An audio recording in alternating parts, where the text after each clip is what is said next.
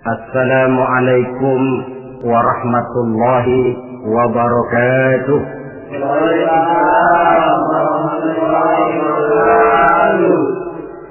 Alhamdulillah, wassalatu wassalamu ala sayyidina Rasulillah, sayyidina wa maulana Muhammad ibn Abdullah, wa ala alihi wa sahbihi wa man tabi'ahu wa wala. Subhanaka la ilma lana illa ma 'allamtana innaka antal alimul hakim. La haula wa la quwwata illa billahil aliyyil azim. Amma ba'd. Saudara-saudara hadirin kaum muslimin rahimakumullah. Di bulan ini sebagian saudara-saudara kita yang mendapat panggilan Allah untuk melaksanakan ibadah haji telah mulai mempersiapkan diri untuk melaksanakan ibadah yang istimewa ini. Apa keistimewaan daripada ibadah haji? Pertama, ada ibadah yang dititik beratkan kepada kekuatan badan, yang disebut ibadah badaniyah. Misalnya puasa atau sholat. Ada pula ibadah itu yang titik beratnya adalah hati, yang disebut ibadah qalbiyah. Umpamanya zikir khafi, zikir yang tersembunyi. Dan ada juga ibadah itu yang disebut ibadah maliyah, ibadah yang titik beratnya justru kepada harta, seperti zakat, infak atau sedekah. Adapun haji gabungan dari keseluruhannya, ibadah badaniyah, qalbiyah, maliyah. Badan ikut melaksanakan, hati turut juga, harta pun keluar. Bahkan kurang salah satu daripadanya, jelas tidak akan bisa terlaksana ibadah ini. Umpamanya badan sehat, hati pengen benar bikin uang, tidak punya, terpaksa bengong. Atau uang ada, badan sehat, tapi hati belum kepengen. Barangkali ke New York sampai, ke London, Paris, mondar-mandir, tapi ke Mekah nggak bisa sampai. Lantaran hati itu yang memang belum pengen. Jadi ibadah haji ini merupakan gabungan badaniyah, qalbiyah, maliyah.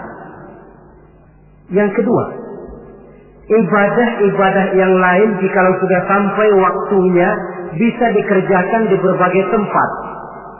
Ramadan, kalau sudah masuk waktunya, mau puasa di Jakarta bisa, di Bandung boleh, di Bogor pun jadi. Zakat, kalau sudah sampai haul dan nisabnya, mau dikeluarkan di rumah bisa, di kantor pun boleh. Tidak demikian dengan haji. Dia hanya bisa dikerjakan pada waktu tertentu dan di tempat yang tertentu juga. Kan belum pernah kita dengar orang pergi haji ke Cengkareng.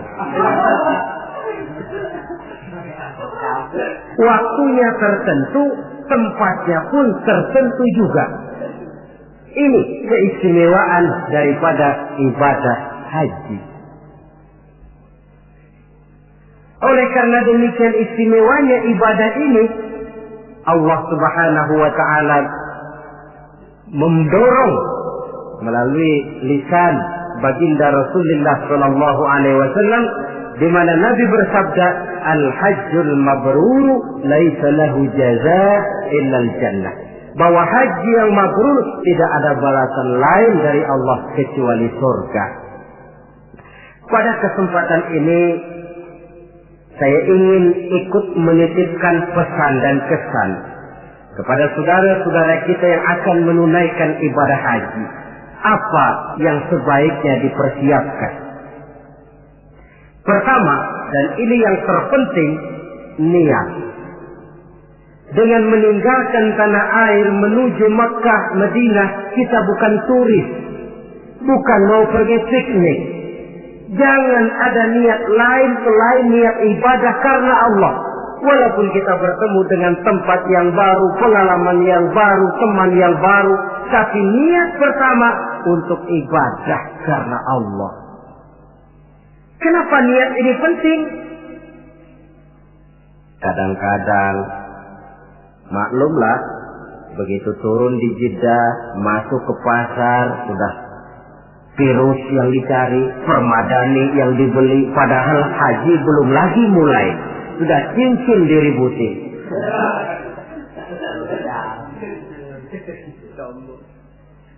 Nah, kalau niat kuat, maka dalam pelaksanaan ibadah haji nanti, jangankan bertemu dengan yang enak, bertemu dengan yang tidak enak pun akan jadi enak. Sebab apa? Maaflah saudara, kalau mau dicari kenikmatan biologis dalam ibadah haji hampir tidak ada. Tapi kenapa orang mau? Uangnya minimal 4 juta keluar. Rumah dia tinggalkan, anak yang masih kecil dia tinggalkan. Karena famili handai solan keluarga ditinggalkan. Melintasi samudera melalui berbagai negara. Sampai dia di Makkah sana berdesakan dengan jutaan manusia. Tidur tidak teratur. Manusianya kadang-kadang kasar. Iklimnya pun buah. Tapi saya belum pernah dengar ada pergi haji. Tidak pernah pulang haji lalu ditanya, Pak Haji bagaimana di Mekah? Buat tobat lagi-lagi. Belum pernah ada. Belum pernah ada. Malahan yang sering kita dengar, bagaimana Pak Haji? Ya Allah Ustaz, pada waktu saya melakukan tawaf wida, mengucapkan selamat tinggal kepada Ka'bah, akan kembali ke kampung halaman dengan air mata berurai membasahi pipi tanpa terasa. Dikala itu batin saya menjerit, ya Allah, kapan saya bisa kembali kemari lagi? Pulang saja belum, sudah mikirin mau kembali. Apa yang dirasakan? Kebahagiaan batin karena niat kuat lantaran bisa menjawab panggilan Allah. Kalau hati bahagia, batin bahagia, penderitaan badan tidak terasa. Ini yang harus digarisbawahi. Kalau hati bahagia, penderitaan badan tidak terasa. Kita ambil contoh.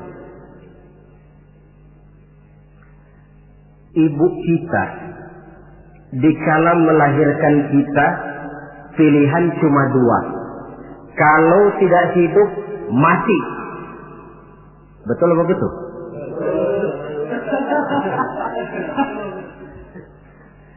Di tengah kesakitan, penderitaan, dan kepedihan dia lahirkan anaknya dengan untayan air mata.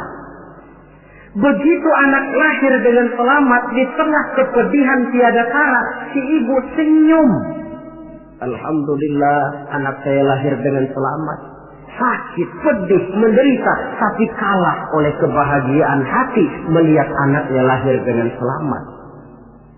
Kan gak ada ibu begitu anaknya lahir lalu ditunjuk, gara-gara kamu sialan. Gak.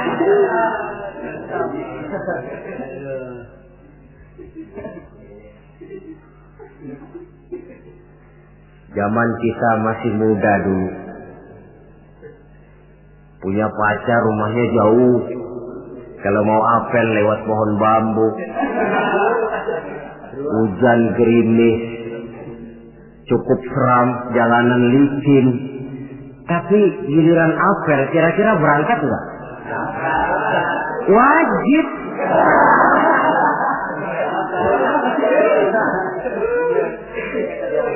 Hilang rasanya itu jauh. Tidak seram lewat pohon bambu, gerimis malah menambah keindahan. Kenapa? Lantaran hati bahagia. Kalau hati sudah bahagia, penderitaan badan tidak terasa. Itulah pentingnya niat. Kalau memang niat lemah, yang dekat pun terasa jauh. Tapi kalau niat kuat, yang jauh akan terasa menjadi dekat. Dan oleh karena niat kuat, Allah akan memberikan jalan. Yakinlah itu. Saudara, ketika saya melaksanakan ibadah haji, Saya bikin haji ifrat, masuk Mekah itu orang sudah berkumpul di Mekah. Tapi saya memang punya niat kuat, bagaimanapun di dalam tawaf saya harus bisa mencium Hajarul Aswad. Padahal manusia jutaan, saya tawaf berdesak-desakan dengan jutaan orang.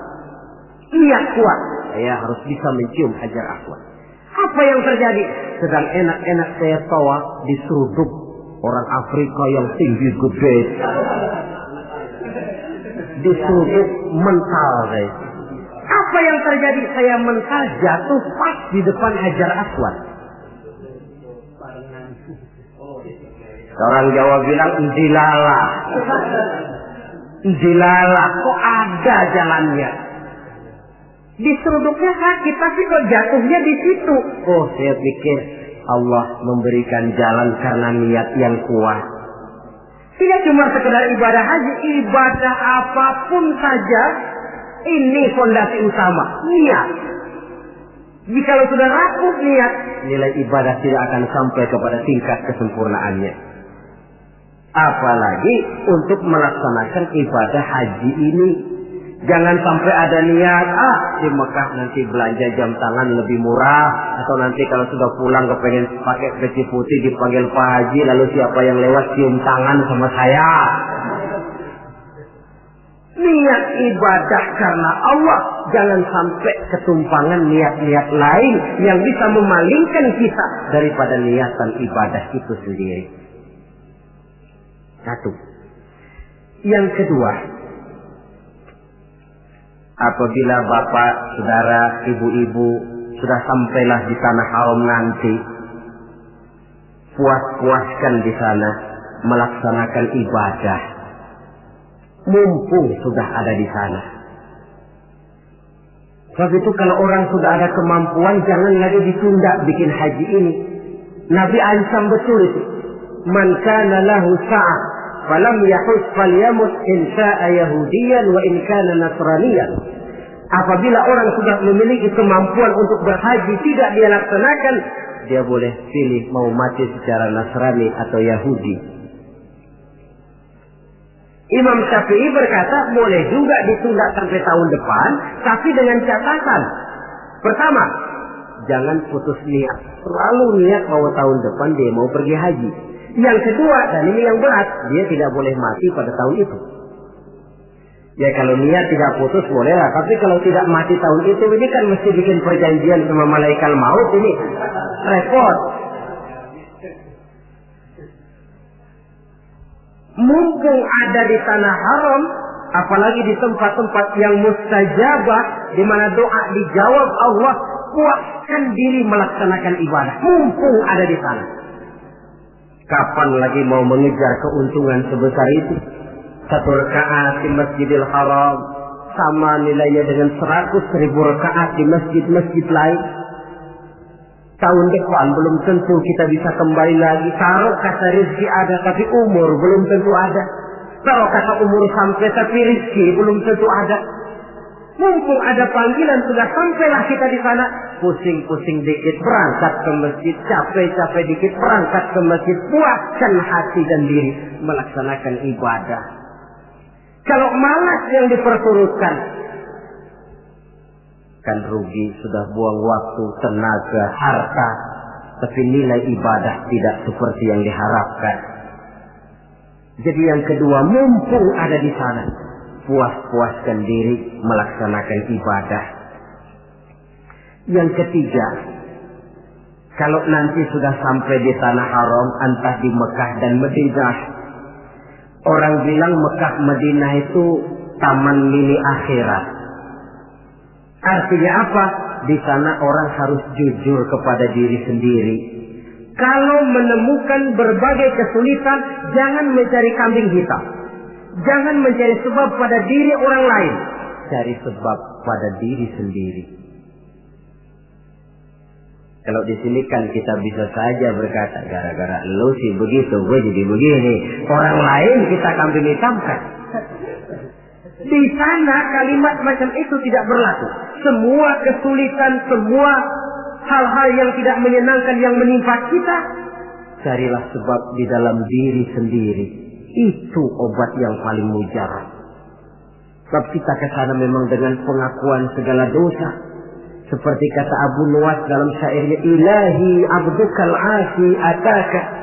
Wahai Allah, hambamu yang penuh maksiat, berlumur noda dan dosa ini datang menghadapmu ya Allah, memohon ampunan dan taubat dari seluruh dosa. Kata perbuatan yang tidak terkontrol akan mendatangkan kesulitan dan obatnya tidak lain taubat. Saya punya seorang teman. Dia di sini nggak pernah kemana-mana. Begitu masuk Mekah jalan-jalan melulu. Temennya kasih tahu, Ji, jangan jalan-jalan melulu, nanti susah dicari kalau ada perlu. Nepuk dada. Anak Betawi nih nggak bakalan keder katanya. Sudah selesai dia jalan-jalan mau kembali ke rumahnya, putar-putar nggak pernah ketemu tempat dia tinggal. Sampai 2 hari. Akhirnya dia bertemu seorang syekh. Tuan syekh, bagaimana saya ini? Sudah 2 hari mau pulang nggak ketemu rumah. Nah, kamu memangnya kenapa? Dia pikir-pikir, saya juga sih, lidah ini nggak terjaga. Pakai nepuk dada nggak bakalan salah jalan lah, nggak bakalan keder lah. Nah, sana kau masuk Masjidil Haram, tawaf, sembahyang sunnah, sujud di depan Ka'bah, akui dosa dan kesalahan. Dia masuk tawaf, sholat sunnah, sujud di hadapan Allah, mengakui kesalahannya, keluar dari Masjidil Haram, kelihatan rumahnya. Itu yang saya maksud taman mini akhirat. Baik kata, baik perbuatan harus dijaga, dikontrol, jangan sampai masuk dalam apa yang dipesankan Allah. La rafasa wala fusuqa wala jidala fil hajj. Di dalam melaksanakan ibadah haji itu jangan sampai ada rafas. Rafas, kata-kata kotor, kata-kata yang bisa menimbulkan rangsangan. Fusuk, kata-kata yang keji, atau kata-kata yang sifatnya menyesali amalan. Umpamanya, coba gua nggak pergi haji 4 juta dibeliin bajai, tinggal nungguin setoran. Ini masuk fusuk juga. Wala jidal, pertengkaran. Maklumlah suhunya panas. Dalam kondisi panas temperatur mudah naik, orang peka, sedikit tersinggung mudah marah. Lantaran air, lantaran makan, lantaran tunggu menunggu, bisa menimbulkan kemarahan.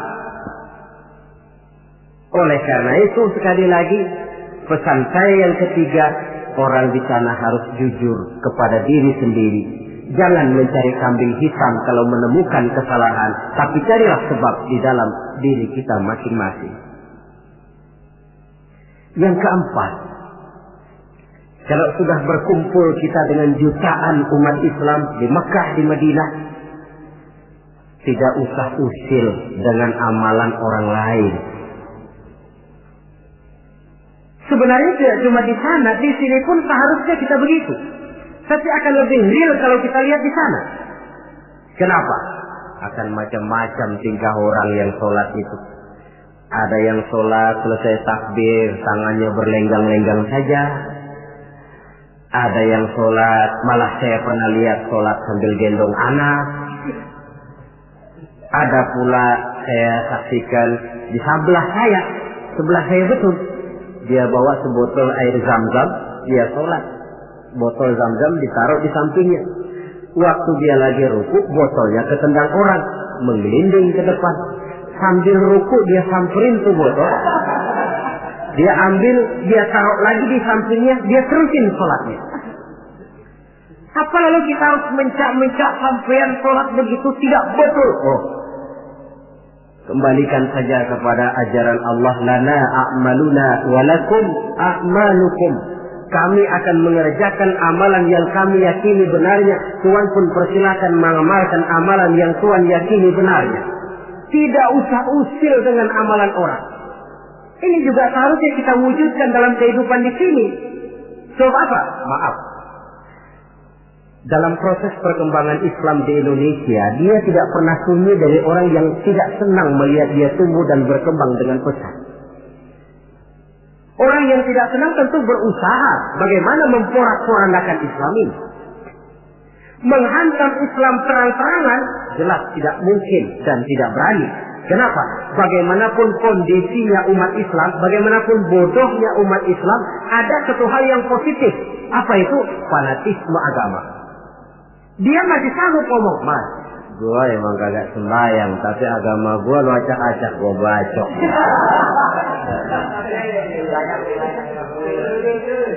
Dari segi fanatisme positif itu. Positif. Maka orang pun lalu tidak berani menghantam Islam dengan membuka front secara terbuka. Mau menghantam Islam, mereka belajar dari Van der Plas, dari Dr. Gronya, masuk ke tengah-tengah umat Islam. Kalau perlu pakai peci, pakai peci. Perlu pakai sorban, pakai sorban. Nggak bisa assalamualaikum, latihan assalamualaikum. Bikinin kalau perlu merek Islam. Yang mereknya Islam, tapi tujuannya bikin kacau dalam Islam. Lihatlah Islam sejati, Islam murni, paling akhir Islam jamaah, lebih akhir lagi Islam ingkar sunnah. Mereknya Islam. Tapi ini kalau sudah mengkafirkan orang yang tidak sepaham dengan dia, kan sudah mulai menimbulkan benih kekacauan. Kalau cara ini dirasakan tidak berhasil, diputar lagu lama. Apa lagu lama itu? Lagu khilafiyah. Satu pakai usolid, satu tidak bisa RT. Satu kunut, satu tidak bisa kampung. Satu Jumat azan sekali, satu dua kali bikin masjid lagi. Bukankah akan lebih baik mencari titik persamaan daripada sekedar memperbesar pola perbedaan? Apalagi kalau perbedaan itu menyangkut hal yang tidak prinsip, furu'iyah. Sehingga saya kalau ditanya orang, jawaban saya paling enak. Ustaz, kalau semua pakai kunut nggak? Kalau saya pakai. Yang tidak pakai bagaimana? Yang tidak pakai, kata yang tidak pakai. Kata yang tidak pakai. Jadi pakai kunut betul? Betul, karena saya pakai kunut. Tidak pakai kunut juga betul? Betul, kata yang tidak pakai kunut. Lah, kalau yang kunut betul, yang tidak kunut betul, lalu yang salah yang mana Ustaz? Yang salah iya, yang subuh enggak semayang.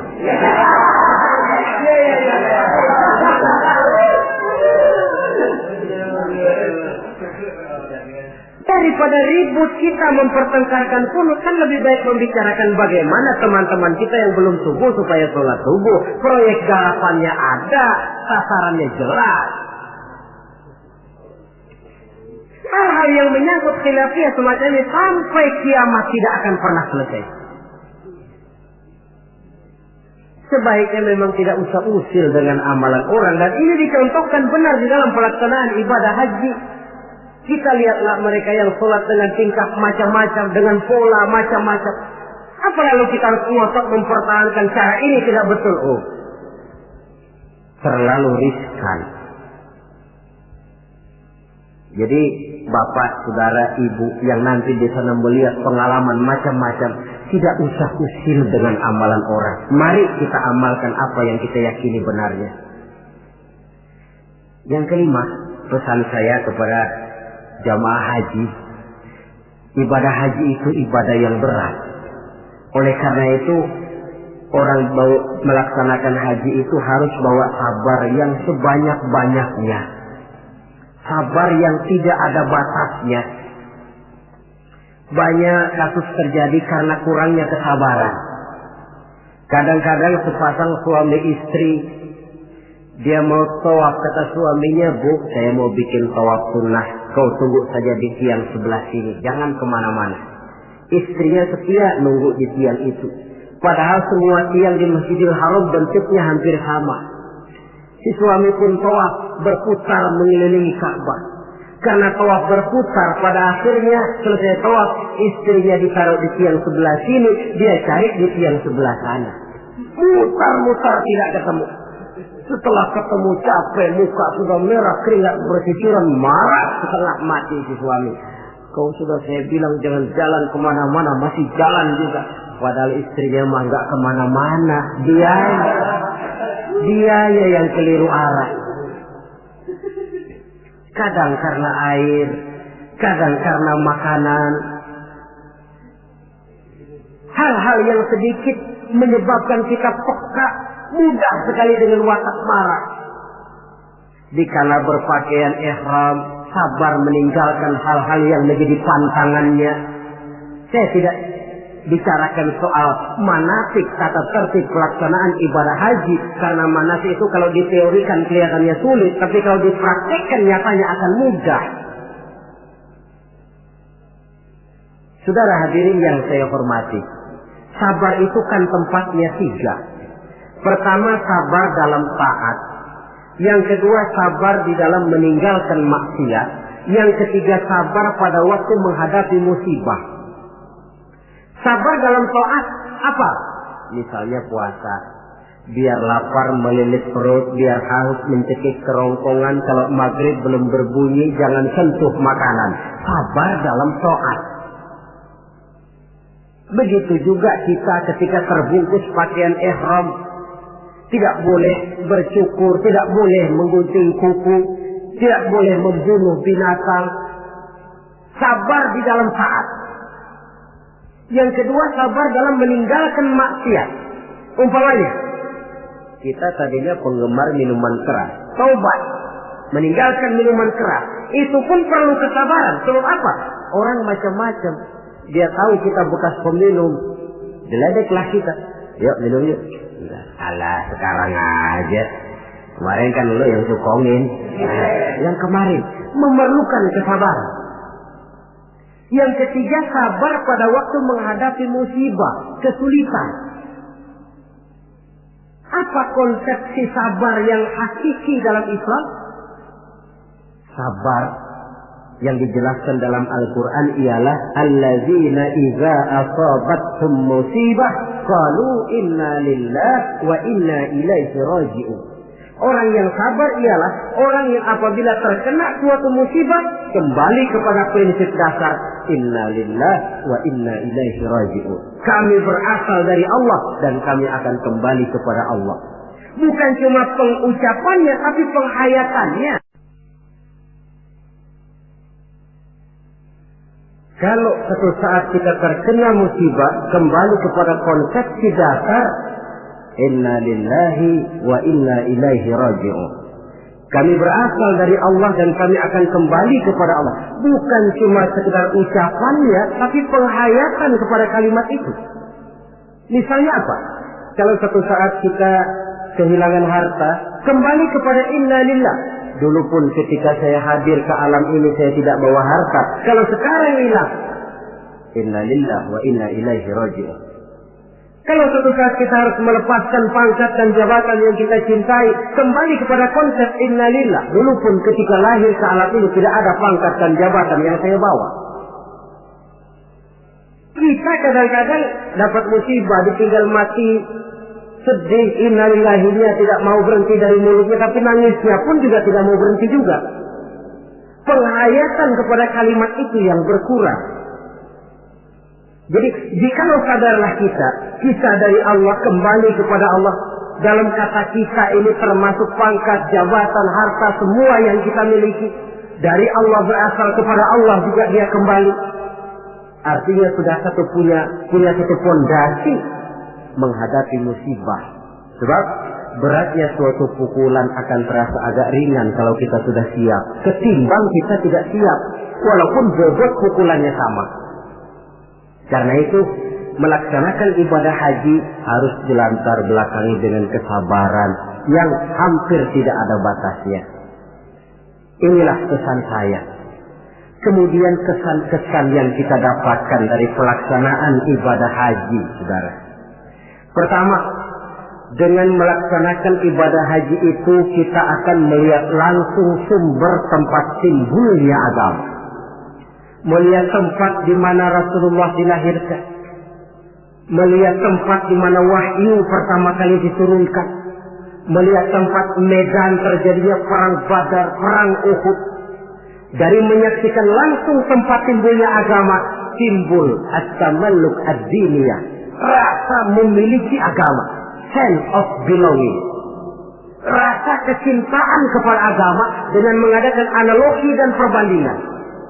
Ya Allah, para sahabat dulu, karena iman yang dijaga, karena agama yang dibela, mereka hijrah dari Makkah ke Madinah 450 kilo lebih, menempuh perjalanan gurun pasir yang gersang dan tandus. Zaman itu kendaraan paling deek onta.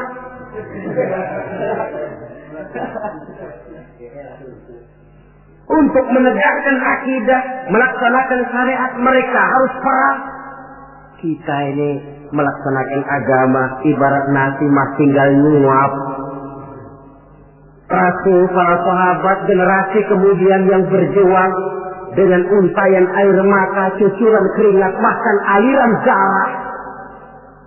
Apakah nasi yang tinggal nyuap ini masih harus tumpah ke tanah? Alangkah sayangnya melihat langsung sumber tempat timbulnya agama. Ada rasa kebanggaan, ada rasa tanggung jawab.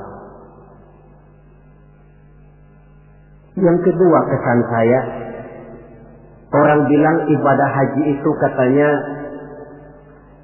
Kongres Umat Islam Internasional. Kita sudah melihat Islam dalam skala yang makro, dalam bentuk nuansa pandangan yang luas. Apa artinya ini? Artinya seorang muslim itu tidak boleh bermental seperti katak di kolong tempurung, merasa diri paling besar karena tidak pernah kemana-mana. Tapi dilihat Islam dalam kancah internasional, sejak dari warna kulit sampai kepada bahasa, sampai kepada bentuk manusia, macam-macam berkumpul. Tapi apa? Dibungkus dengan pakaian yang sama, membaca bacaan yang sama, melaksanakan ibadah yang sama, menyembah Allah Tuhan yang sama, membaca bacaan yang sama. Dari sekian persamaan timbul ikatan spiritual bahwa muslim bersaudara, bahwa Islam ini luas. Bukankah sering terjadi kadang-kadang orang melihat Islam seperti orang buta melihat gajah? Frame of reference, kacamata pandangan yang dia gunakan sipit. Ada 3 orang buta dilepas ke kebun binatang, disuruh kenal gajah. Saya yakin laporannya pasti lain-lain. Kata orang buta pertama, lapor. Gajah tipis lebar kayak kipas. Kenapa? Karena yang dia pegang cuma kupingnya. Orang buta kedua tentu ngotot. Salah. Yang betul saya, gajah gede tinggi kayak pohon kelapa. Sebab yang dia pegang kakinya. Orang buta ketiga ngotot. Dua-duanya salah, Pak. Yang paling betul mah saya. Kalau gajah mah Pak, kecil panjang kayak ular. Sebab yang dia pegang ekornya. Salahkah mereka? Tidak salah, cuma datanya kurang lengkap. Bahwa gajah macam kipas, betul telinganya. Bahwa gajah macam ular, betul ekornya. Tapi gajah secara total adalah gajah yang bukan kipas, bukan ular, bukan pula pohon kelapa. Ini yang fisik dan tidak mendidik, kadang-kadang baru kenal kuping gajah, kemana-mana sudah pidato. Saudara-saudara, gajah tipis lebar kayak kipas. Diundang lagi ke tempat sebelah sana, begitu lagi pidatonya. Buat orang yang sudah kenal gajah, dia diketawain. Buat orang yang belum kenal gajah, dia malah menyesatkan. Dua-duanya sama tidak mendidiknya. Nuansa pandangan yang luas. Yang ketiga,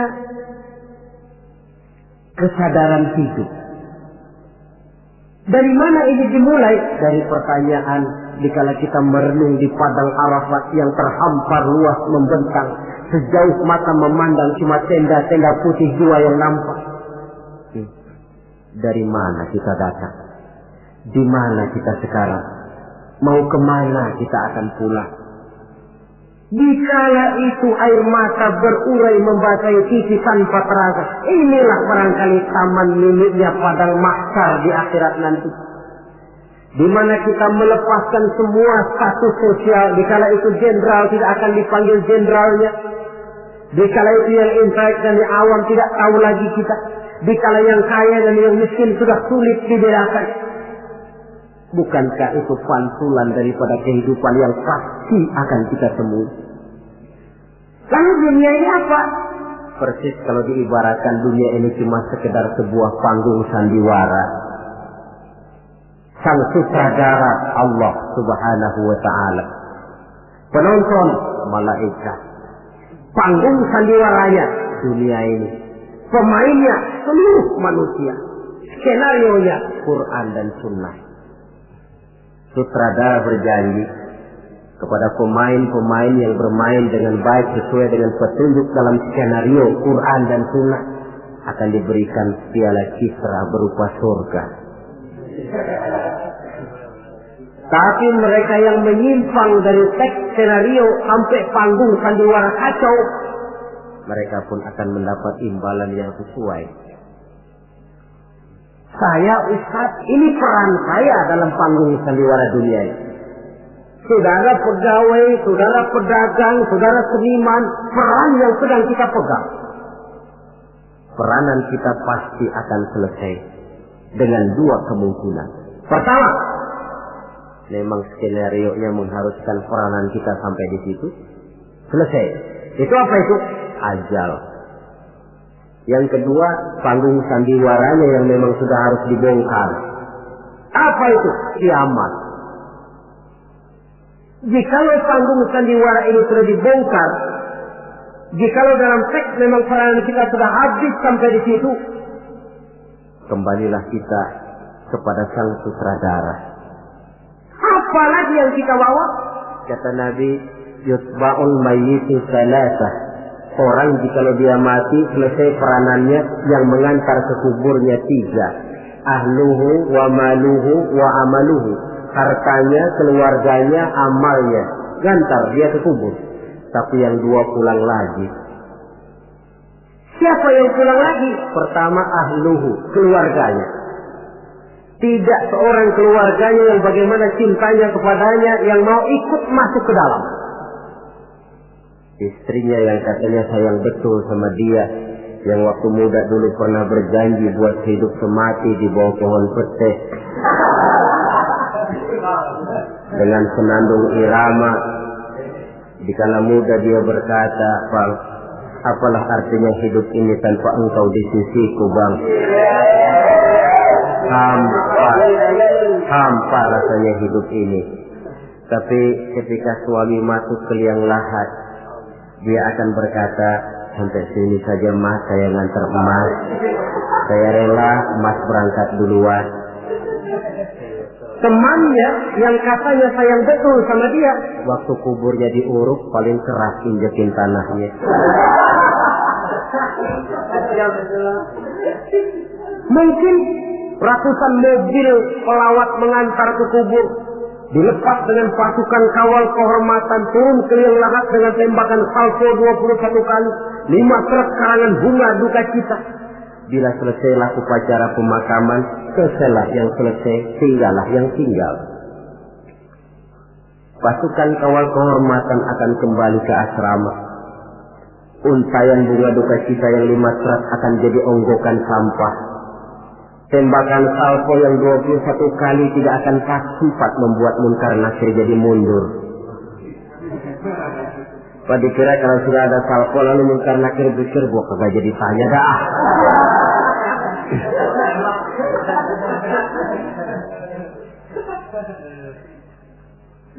Harta pun tidak ikut masuk ke dalam.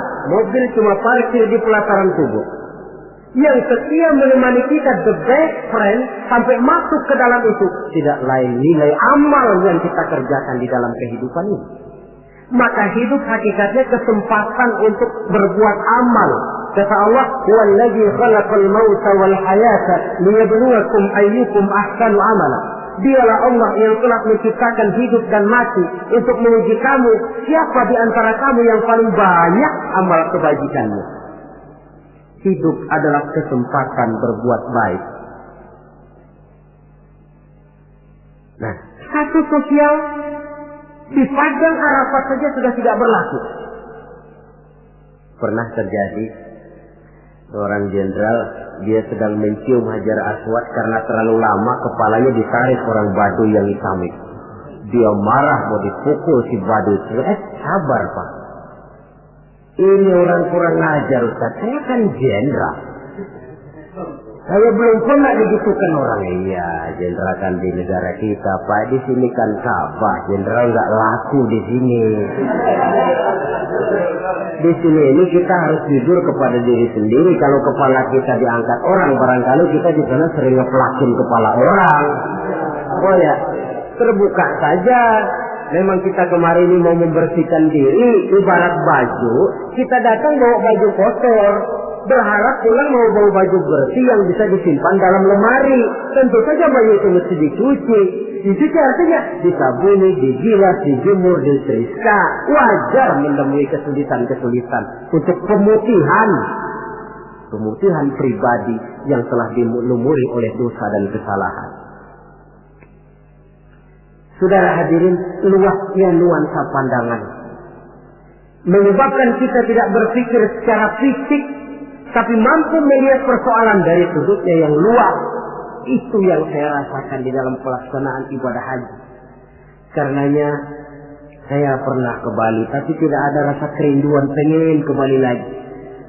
Saya pernah ke Jogja, ada orang cerita tentang Jogja, Borobudur, Parangtritis, rasanya kok biasa-biasa saja. Saya pernah ke Mekah, tapi tiap kali orang cerita Ka'bah, tiap kali orang cerita Sa'i, tiap kali orang cerita wukuf, terbayang kembali semua itu, kerinduan untuk kembali lalu menggebu-gebu. Suatu kenikmatan yang tidak bisa dilukiskan dengan kata-kata. Hanya mereka yang sudah melaksanakan yang tahu semua itu. Paling akhir, tentu sekedar kesan kita harapkan Bapak, Saudara, Ibu yang akan melaksanakan haji ini tidak hanya sekedar bisa pergi, tapi kembalilah ke tengah keluarga dengan selamat, dan yang paling penting membawa haji yang mabrur. Apa yang haji mabrur itu? Ukuran hakikat haji mabrur itu wallahu a'lam. Allah saja yang maha tahu. Tapi kita bisa lihat zahirnya. Bagaimana zahirnya? Apa kalau haji mabrur itu kemana-mana tidak pernah lepas peci putih? Mungkin. Apa harus selalu pakai gamis? Mungkin. Tapi itu sekedar kulit. Kulit sih bisa dibikin-bikin. Kulit penting, isi penting. Saudara dapat duren di jalanan, isi doang, kulitnya nggak ada. Kira-kira mau makan nggak? Jadi kulit penting, isi penting. Lebih penting daripada kulit adalah isi. Artinya apa? Jiwa haji. Bukan cuma sekedar pakaian haji, tapi berjiwa haji yang ditempa oleh pengalaman di Mekah, Madinah, dan di tempat-tempat bersejarah lainnya. Membekas dan membayang dalam gerak hidup kita. Kalau setelah pulang haji lebih positif daripada sebelum dia berangkat, itu tanda di antara tanda-tanda haji yang mabrur. Sebelum berangkat haji, sholatnya masih agak belang-belang. Setelah pulang haji, full, tidak ada belangnya lagi. Sebelum berangkat haji, kulitnya 17 setan. Setelah pulang haji, berubah menjadi orang yang dermawan. Itu tanda mabrur. Sebab apa? Di masyarakat haji ini barometer. Orang sering bilang, kenapa lo maghrib kok nggak ke masjid? Itu aja yang Pak Haji masih di perapatan. Pak Haji katanya. Padahal kan tidak mesti begitu. Tapi masyarakat kadang menilai itu sebagai figur. Ini yang harus kita hati-hati. Makanya tidak heran dalam komposisi rukun Islam, ibadah haji diletakkan yang kelima. Kenapa? Sabda Nabi, buniyal Islamu ala khamsin. Kalau Islam ibarat rumah, maka rumah ini didirikan di atas 5 unsur. Kita bandingkan Islam dengan rumah. Orang kalau mau bangun rumah sebelum pasang tiang, kusen, jendela, kan yang paling dulu dia bikin fondasi. Dalam bangunan Islam fondasinya apa? Asyhadu an la ilaha illallah wa asyhadu anna Muhammadar Rasulullah. Kenapa saya katakan fondasi? Saya bersaksi tidak ada Tuhan melainkan Allah. Artinya apa? Artinya saya tidak akan menyembah kecuali hanya kepada Allah. Saya tidak akan minta tolong kecuali hanya kepada Allah. Saya tidak akan menggantungkan hidup kecuali hanya kepada Allah. Saya tidak akan minta rezeki kecuali hanya kepada Allah. Saya tidak akan pernah takut kecuali hanya kepada Allah. Fondasi. Kalau fondasi keropos, bangunan tidak akan tahan lama. Benar Tuhan kamu Allah. Betul. 1 juta ya, tidak Tuhan. Ya. 2 juta, 2 juta. 10 juta enggak. Sekali Allah Tuhan saya. Sampai titik darah saya yang paling penghabisan. Allah Tuhan saya. Ini fondasi yang mantap. Tapi kalau masih bisa digoncang, masih fondasi rapuh. Tuhan kamu Allah. Iya. Tunggal, lam yalid, lam yulad. Ya, atur aja dah. Gimana kalau kita atur? Gimana ya? Pikir-pikir dulu. Masih pikir-pikir dulu pun merupakan ciri akan rapuhnya fondasi. Nah, kalau fondasi sudah siap, baru mulai naik pasang tiang. Dalam bangunan Islam yang jadi tiang apa? As-salat, imaduddin. Salat, tiang agama. Tiang pokok 5. Zuhur, asar, maghrib, isya, subuh. Tapi supaya bangunan ini kuat, ada tiang-tiang tambahan. Tahajud, hajat, istikharah, duha. Tiang-tiang tambahan supaya rumah kuat. Tapi jangan lupa, tiang diri di atas fondasi. Kalau fondasi miring, tiang ikut miring. Hanya orang sembahyang kan macam-macam. Ada yang harian, ada yang mingguan, ada yang tahunan. Yang harian itu ada yang mulus, ada yang belang-belang. Kalau yang belang, zuhur kena, asar out. Asar ketangkep, maghrib hilang. Maghrib kepegang, isya terbang. Ada yang mingguan, Jumat aja modal. Ngancem bener kalau sama Jumat. Ada yang tahunan, Idul Fitri sama Idul Adha. Yang tahunan itu lumayan daripada yang polos. Saudara-saudara, fondasi sudah, tiang sudah. Kalau rumah supaya ada batasnya kan perlu pagar, dinding. Yang menjadi dinding kata Nabi, asyamu junnatun. Puasa adalah dinding, benteng. Kenapa? Esensi puasa kemampuan mengendalikan nafsu. Kalau orang hidup tidak sanggup dan mampu mengendalikan nafsu, ada benteng, pagar, nggak ngacak-ngacak kebun orang. Tahu batas mana yang dia berhak dan tahu batas mana yang dia tidak punya hak. Kemampuan mengendalikan nafsu. Nah, sudah, fondasi sudah, tiang sudah, pagar sudah, rumah supaya bersihkan harus ada jendela, pintu, lubang angin, kamar mandi yang fungsinya membersihkan. Dalam agama yang fungsinya membersihkan zakat. Kalau dia zakat mal, dia bersihkan harta kita. Dia zakat fitrah, bersihkan jiwa kita. Zakat tijarah, bersihkan tanam-tanaman kita. Makanya kalau orang muslim nggak mau bayar zakat, sama juga rumah nggak pakai pintu, nggak pakai jendela, nggak pakai lubang angin, nggak ada kamar mandi, panas, lekep. Kata orang kampungnya. Anak yang kecil tuh, adik-adik kita, kalau nggak dibayarin zakat fitrahnya, panas tuh anak sangar.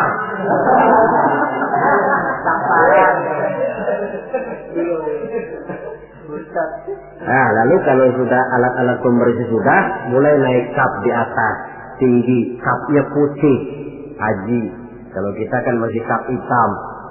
Kalau sudah naik kap, biasanya rumah itu kan sudah agak adem. Artinya apa? Orang kalau sudah selesai menunaikan ibadah haji, temperamennya, jiwanya, pembawaannya lebih mapan, lebih matang, lebih dewasa, pertimbangannya lebih banyak. Kenapa? Skalanya sudah skala pasang kap. Dia sudah harus menjadi panutan di dalam kehidupannya, menaungi. Maka ibadah haji itu menaungi kepribadian orang. Di satu pihak kita ngukur-ngukur juga. Kalau kemarin saya masuk gedung bioskop terang-terangan, barangkali tidak begitu malu. Sekarang kan sudah haji, cukup sewa video aja dah, setel di rumah umpamanya. dari segi memelihara kepribadian, dia sudah merupakan satu benteng. Apalagi untuk hal-hal yang merupakan aib, hal-hal yang akan menghancurkan martabat dan ketinggian orang itu sendiri. Ibadah haji lebih menaungi kepribadian seseorang. Oleh karena itu, sangat dianjurkan mereka yang sudah memiliki kemampuan untuk sampai ke sana, janganlah ditunda sampai tahun berikutnya. Orang berkata, Ustaz, saya belum bisa baca apa-apa, bagaimana? Berangkat. Soal di sana nanti membaca atau ada mutawif, ada mutawif. Tawaf kita bisa membaca bukunya, paling kurang ada pembimbingnya. Daripada nunggu hafal semua, saya kira Ustaz juga jarang yang hafal bacaan-bacaan itu. Iya, kalau masih hidup. Tapi kalau sudah keburu mati itu belum sempat hafal. Contoh saja, tiap putaran tawaf memang bacaannya lain. Putaran pertama baca ini, putaran kedua baca ini. Kalau harus hafal semua kan sulit. Tapi Islam prinsipnya la yukallifullahu nafsan illa wus'aha.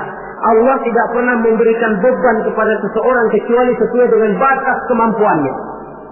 Kalau baca sama sekali tidak bisa, baca saja doa sapu jagat. Tiap putaran, Rabbana atina fid dunya hasanah wa fil akhirati hasanah wa qina azabannar. Putaran kedua, Rabbana atina fid dunya hasanah. Boleh dan sah. Watak hukum Islam ini kan elastis. Tidak kalau sudah begitu ya mesti begitu, kaku tidak. Yang sering kaku kita umat Islam ini. Allah memerintahkan sesuatu. Kalau kemampuan melaksanakan perintah berkurang, stres perintah menurun. Sholat wajib berdiri kalau mampu. Tidak mampu berdiri, duduk sholat sembahyangnya. Kalau sembahyang duduk tidak bisa, berbaring. Kalau berbaring pun tidak sanggup, sembahyang dengan isyarat. Kalau sembahyang dengan isyarat masih tidak bisa, sembahyang dalam hati. Kalau sembahyang dalam hati tidak pula sanggup, disembayangin. Kalau dengan hati sudah tidak bisa kan sudah innalillahi namanya. Kalau kemampuan melaksanakan perintah berkurang, stres perintah juga menurun. Watak elastisitas, ya hukum Islam. Tidak kaku, tidak kalau sudah begitu ya harus begitu, tidak. Suatu hari seorang datang melapor, halaktu ya Rasulullah, ya Rasul, celaka saya. Ma'ahlakaka, apa yang bikin kamu celaka? Waqamtu ala imra'ati fi Ramadan. Saya lagi puasa Ramadan, saya enggak tahan ya Rasul. Lalu saya nyelonong sama istri saya siang-siang. Nyelonong bagaimana? Ya nyelonong. Rupanya pengantin baru, tapi jujur, salah ngaku. Ya sudah, kalau memang begitu bayar dendanya. Apa ya Rasul? Bebaskan budak. Waduh, saya tidak punya budak ya Rasul. Betul. Kau puasa 2 bulan berturut-turut, tidak boleh diselang-seling. Enggak kuat ya Rasul. Enggak kuat. Betul. Yang sebulan aja nyelonong, apalagi yang 2 bulan. 2 kali nyelonong. Saya enggak kuat ya Rasul. Tidak kuat. Nah, beri makan 60 fakir miskin, 1 orang setumut. Ya Rasul. Apalagi jangan memberi makan 60 fakir miskin. Istri saya di rumah sehari masak, 3 hari libur. Saya orang susah ya Rasul.